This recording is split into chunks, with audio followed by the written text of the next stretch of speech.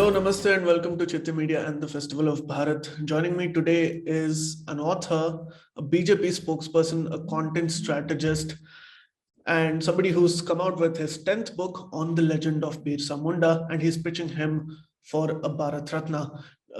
Tuhin Ji, thank you so much for joining me today. Namaste, and I hope everything's well. Wishing you a very happy new year. Wishing you a very happy new year, Sharon, and to the same to all your viewers. I hope 2022 is a great year for everybody. Right. And your book seems very promising, and you've gone into detail about the life and legend of Birsa Munda.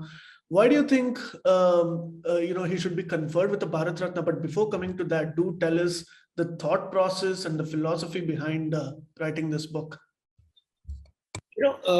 It's very interesting that parallel to the mainstream freedom struggle, which was going on and which was duly acknowledged by the media, there was a subaltern freedom struggle that has been going on from 1760s, if not before that. And that was completely ignored by the media. So post 2014, when Honorable Prime Minister Narendra Modi ji started speaking about subaltern heroes, that is the time when I decided to delve a little deep into this movement, which was completely ignored in our history books. And I came across with some very fascinating stories. So in fact, the whole of early 19th century, right from the Northeast to the South and way down to Kerala, to Rajasthan, many of these smaller mutinies were taking place, which in some ways were the precursor to the larger 1857 War of Independence, which we duly acknowledge as the first War of Independence. So I thought it's a very fascinating narrative to get into. And again, Birsa Munda, who lived for a very short period of time between 1875 to 1900, was in many ways a catalyst for these movements happening across the country. Because his contribution, like during the lifetime, one wouldn't get to know much about these subaltern heroes, because history has always been written from the point of view of Rajas and kings. But it was only after his death in 1900 that adjoining states and virtually the whole of the country woke up to the contribution of this great subaltern hero. So in fact, if I may just briefly tell you the impact of his contribution, like towards the end of 1899 and to the late 1900s, Adivasis or Vanvasis, as I call them, were fighting the dual devils of A, the zamindars, B, the missionaries. And both of these were invariably at the behest or at the mercy of the British administration. So in tribal areas, the British would operate not directly, but indirectly through these two known devils. Right. And each of the devil was dependent on the other. So while the missionaries would convince the Adivasis to convert and promise them all sorts of improvements, or all sorts of would sell the dream of a better life, at the end of it, these missionaries were funded by the zamindars.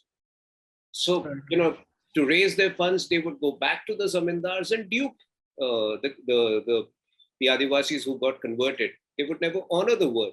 So in many ways, the Vanvasis would be left with no option but to rebel, but again, they didn't have the resources. So Birsa Munda, in many ways, kind of reignited a movement which was lying dormant for at least a decade before that, for various reasons. They had been suppressed, and some of the worst famines took place in those years, 1896, 97. So 1899 to 1900, when that 2-week massive revolution was unleashed by Birsa Munda towards the end of 1899, and which went on to the first or second week of January, that is the time most of these tribal warriors or most of these tribal chieftains who were lying low suddenly realized the worth of this Andolan. So in fact, one of his prime adversaries at the last stage of his revolution was Father Hoffmann, a German missionary who had been converting Adivasis with a zeal not seen before. But the same gentleman, Father Hoffmann, eventually a few years down the line was instrumental in the enactment of a major land reforms bill, one of the landmark land reform acts which Britishers brought in. It was called the Chota Nagpur Land Tenancy Act, and the prime purpose of which was to safeguard the interests of tribal, the land holdings of tribals. So that in some ways explains the impact of his revolution. I think for the first time, the Britishers realized that even though they were uneducated, the might of Vanvasis or Adivasis could virtually shake an entire administration. And that is one of the reasons why today Madhya Pradesh, Orissa, Chhattisgarh, and a few other states have virtually embraced the legacy of Birsa Munda. Please remember to subscribe to us and switch on the notifications for this channel. For our other social media links, more content, and to support our work, please visit citti.net. Dhanyavad. Namaskar.